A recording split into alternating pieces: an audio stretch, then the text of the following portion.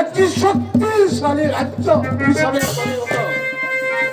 পিতা পিতা মাগো আমি কত জায়গায় ঘুরলাম পিতা আরে আমার বাড়ি বেড়াতে যাবো আপনি আমাকে হাসিকে বিদায় দিন মা মর্তিরা তুমি তোমার বাবার বাড়ি বেড়াতে গেলে সাথে লোকজ নিয়ে যাওয়ার দরকার। হুজুর সাহেব, আপনি ওদের তত্ত্ব চন্দ্র নিয়ে কালী তাকে মামার বাড়িতে পাঠিয়ে দেওয়ার ব্যবস্থা করো। আমি আমি তাই করবো যাহাপনা সভা ভঙ্গ করে। আসুন হুজুর সাহেব, আসুন মা রেখা।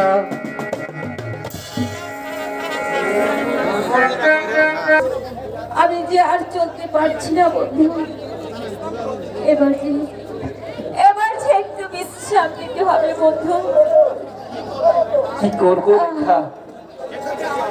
এই যে আমাদের ভাগ্যের লিখন, নইলে রাজ কন্যা হয়ে আজ কেন বনে বনে ঘুরবো?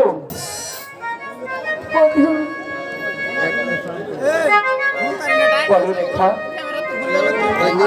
নিচে মুখটা ধরো আর চলতে পারছি না বন্ধু। রেখা ওরে সাথী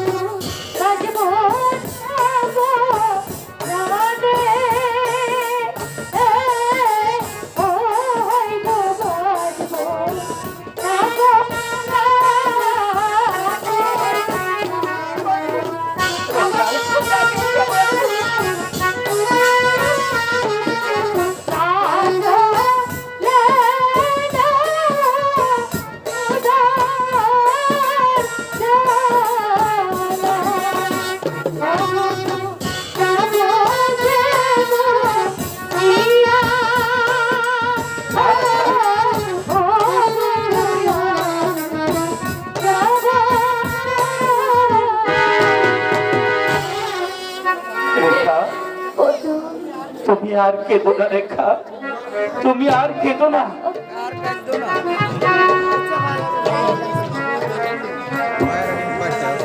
রেখা তুমি এক কাজ করো রেখা, তুমি এখানে একটু বসো, আমি যাবো আর আসবো। ঠিক আছে বন্ধু, তুমি শীঘ্র করে চলে এসো বন্ধু। আমি যে একা একা বড় ভয় পাচ্ছি বন্ধু। রেখা আমাকে ছেড়ে তুমি যেও না বন্ধু। শোনো রেখা, বলো। এই পিস্তলখানা তোমার কাছে রাখবে। ঠিক আছে বন্ধু। কেন দিয়েছি তুমি জানো? কেন? এই বন জঙ্গলে হয়তো কোনো শত্রু থাকতে পারে, এই পিস্তল দিয়ে তোমার জীবনটা রক্ষা করবে। আমি যাব আর আসবো। ঠিক আছে বন্ধু, তুই বেশি দেরি করো না। আমি যে একা একা এখানে থাকতে পারবো না বন্ধু। জানি রেখা, জানি, আমার জন্য তোমার কষ্ট হচ্ছে, আমারও যে তোমার জন্য কষ্ট হচ্ছে।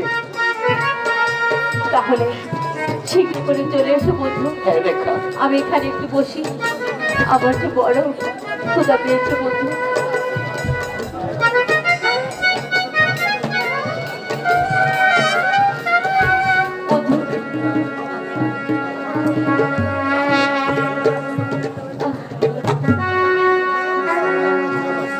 বন্ধু, রেখা, তুমি চলে এসো বন্ধু।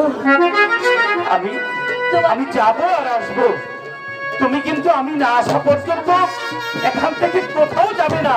ঠিক আছে বন্ধু, আমি কোথাও যাব না বন্ধু, আমি এক্ষুনি চলে আসবো। আমি কোথাও যাব না।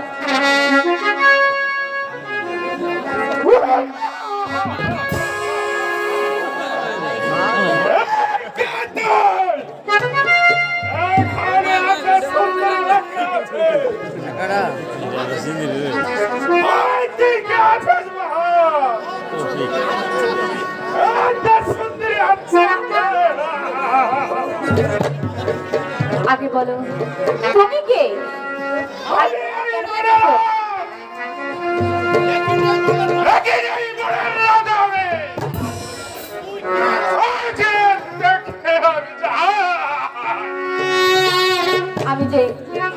আমি যে তোমার জম আছি, তুমি সরে যাও এখান থেকে।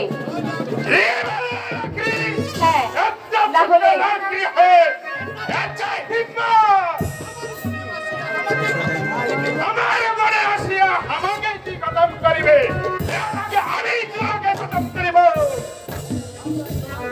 সাবধান, সাবধান জঙ্গলি, আর এক পায়ে কবে না।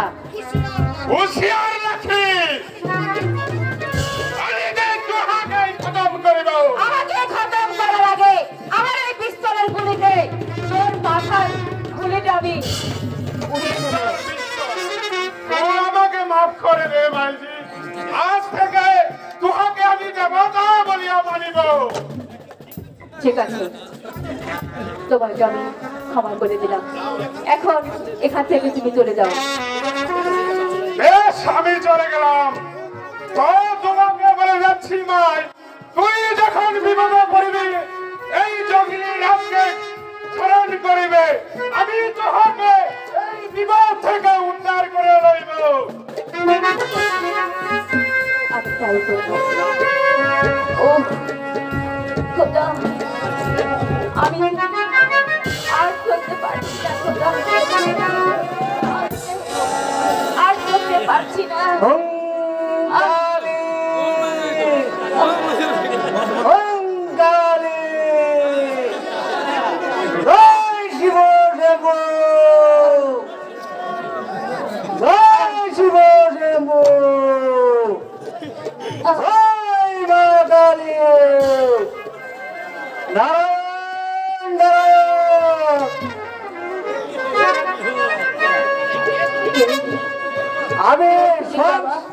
আমি সংসার করি একজন সন্ন্যাসী, তোর কান্না শুনে আমি আর থাকতে পারলাম না।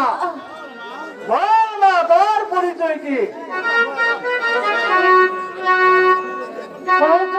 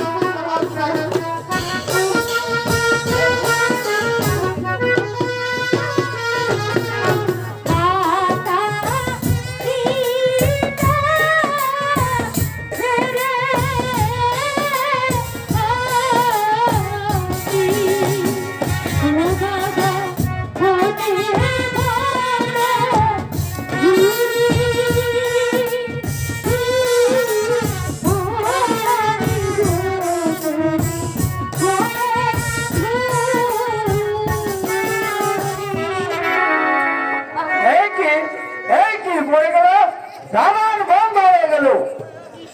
ইস!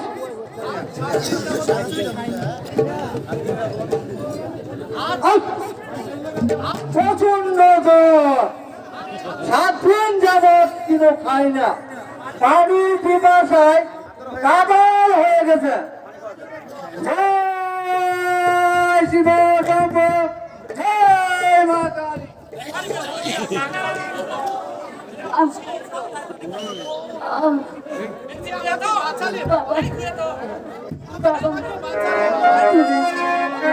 তুমি আমাকে বাঁচালে বাবা, তুমি আমাকে বাঁচালে।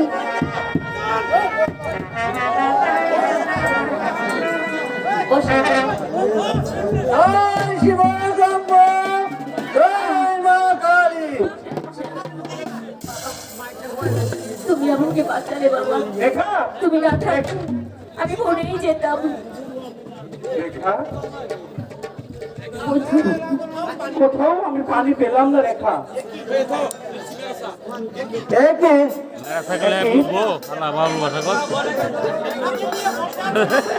রেখাকে নিয়ে বসে আছেন আপনি কে? আমি তোমাদের খেদমত করার জন্য এসেছি। তোমাদের প্রভু তোমাকে পাঠাইছে খেদমত করার জন্য। প্রভু আমাকে পাঠাইছে খেদমত করার জন্য। তোমরা নিশ্চয়ই বিপদগ্রস্ত আছো। হ্যাঁ বাবা, আমরা সত্যি বিপদগ্রস্ত। সন্ধ্যা প্রায় গড়িয়ে আসছে, তাই আজকের রাতটা আমাদেরকে একটু আশ্রয় দাও বাবা। আয় আমার সাথে আয়। ওম কালী, জয় শিব শম্ভু, জয় মা কালী।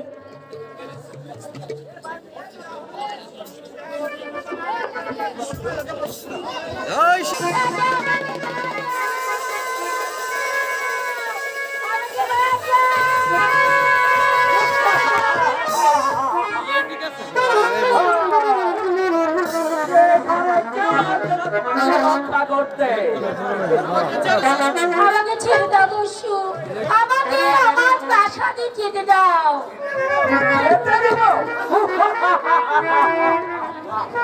যেতে দেবো ঠিকই, তবে তোমার জবান শুধু পান করে তারপরে এখান থেকে দেবো। এসো, এসো, কাছে এসো। নানা দস্যু, তুমি আমাকে শোনো না, তুমি আমার নিষ্কলঙ্ক জীবনের উপর কলঙ্কের কালি এঁকে দিও না। না না না, আমি তোমার কোনো কথাই শুনবো না। এসো, এসো।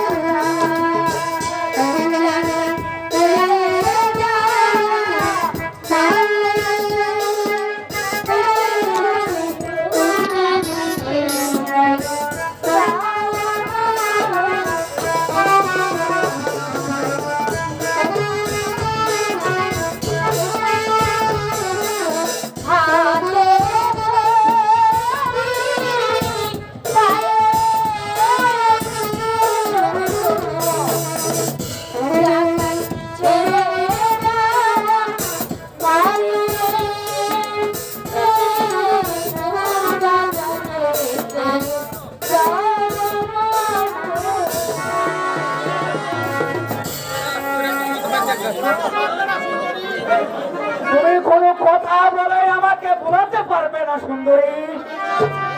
আমি যা চেয়েছি আমি তাই আদায় করে নিয়েছি।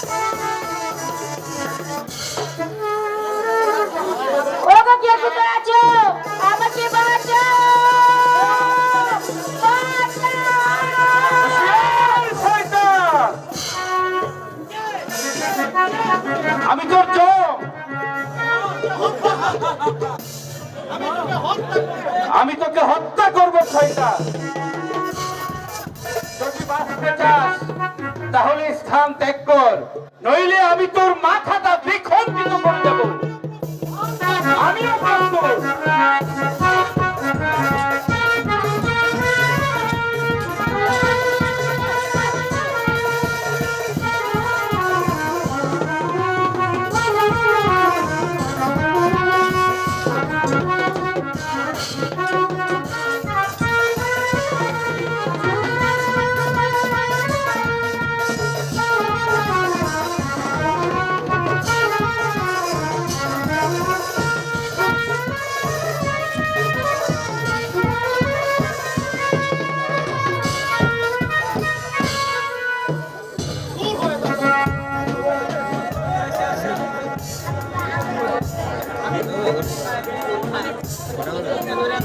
তুমি কে? আমি ভুবনপুর উজির কন্যা। ভুবনপুর উজির কন্যা, এখানে এসেছিলে কেন? এখানে এসেছিলাম মামার বাড়ি বেড়াতে গিয়েছিলাম। প্রাসাদে ফিরে যাবার পথে ওই দস্যুগণ আমাকে আক্রমণ করে। তোমার সঙ্গে কি কেউ ছিল না? অনেক লোকজন ছিল, তারা কোথায়? কিন্তু ওই দস্যুর অস্ত্রের কাছে ওরা কেউ টিকতে পারেনি। বুঝতে পেরেছি, তোমাদের রাজশক্তি হয়তো একেবারেই দুর্বল, তাই তোমাকে এখানে একা রেখে ওই দস্যুরা পালিয়ে গিয়েছে। আর ভয় নেই, এবার তুমি আসতে পারো। আমি একা যেতে পারবো না। কষ্ট যখন করেছেন তখন দয়া করে আপনি আমার প্রাসাদে আমাকে রেখে আসুন। ঠিক আছে, চলো ঠিক আছে। প্রাসাদে দিয়ে আসবো।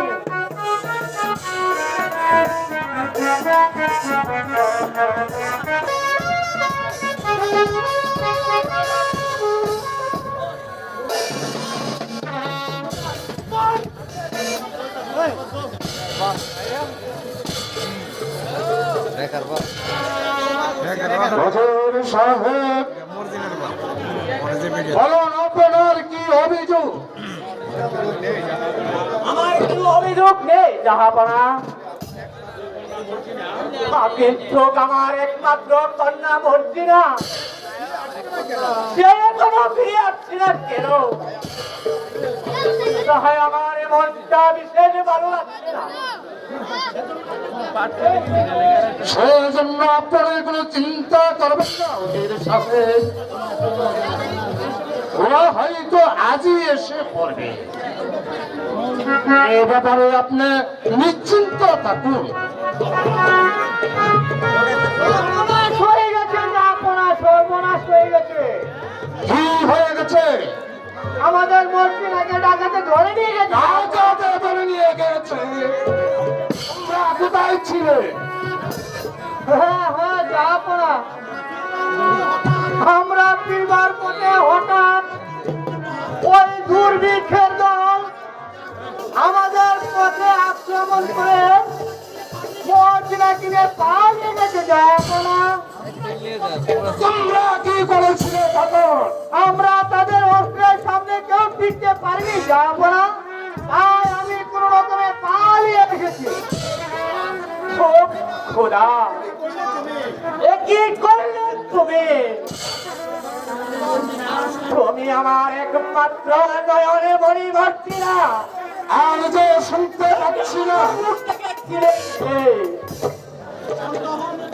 শান্ত হন হুজুর সাহেব, শান্ত হন। চরণে জাহাপনা, এখন আমি কি করবো? কেমন কোন মর্জিনাকে আমি ফিরে পাবো? আমি যে আর কষ্ট করতে পারছি না জাহাপনা। আমি আপনাকে কথা দিলাম হুজুর সাহেব, আমি যেমন করে হোক আপনার মেয়ে মর্জিনাকে ঘুরে আনবই আনবো। শুধু তাই নয়, যে দুর্ভিক্ষদের মর্জিনাকে অপহরণ করেছে সেই শয়তানকে ধরে এনে আপনার সম্মুখে করে দেব হত্যা। তাই করতে হবে না জাহাপানা, আমি সেই শয়তান হত্যা করে আমি মর্জিনাকে উদ্ধার করেছি। মর্জিনা, পিতা পিতা এই নগর না থাকলে আপনি আমাকে কোনোদিনই ফিরে পেতেন না পিতা। এই তো আমি ভাবছি মা, তাকে আমি কি দিয়ে খুশি করা যায়? বলো বাবা, কি তোমার পরিচয় আর কি বা আমার কাছে তোমার চাওয়ার আছে? তুমি যা চাইবে আমি তাহা তোমাকে দিয়ে আমি তোমাকে খুশি করব। আমার নাম গাজল, আমি যে আজ আশ্রয় দিন, দয়া করে যদি আপনি আমাকে একটু আশ্রয় দিন, তাতে আমি অনেক জাহাপানা। তাই দেওয়া হবে যুবক। আজ থেকে তোমাকে শুধু আশ্রয় দেওয়া হবে না, আজ থেকে তুমি হবে আমার প্রধান সেনাপতি। জাহাপানা, আমার দ্বারা কি সম্ভব আপনার এই বিশাল রাজ্যের প্রধান সেনাপতির দায়িত্ব পালন করা? পারবে যুবক, তুমি পারবে। আমার সেনাপতির কাজ চালাতে তুমি পারবে,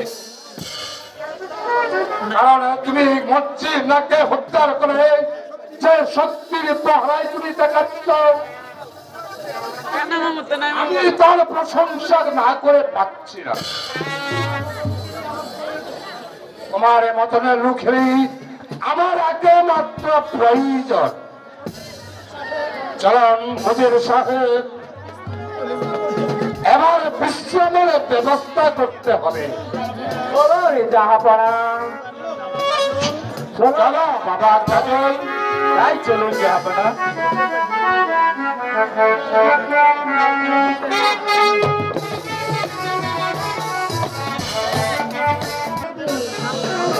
আমি কোনো রাজপুত্র, সেই মুখ সেই চেহারা আমাকে একদম পাগল করে তুলেছে।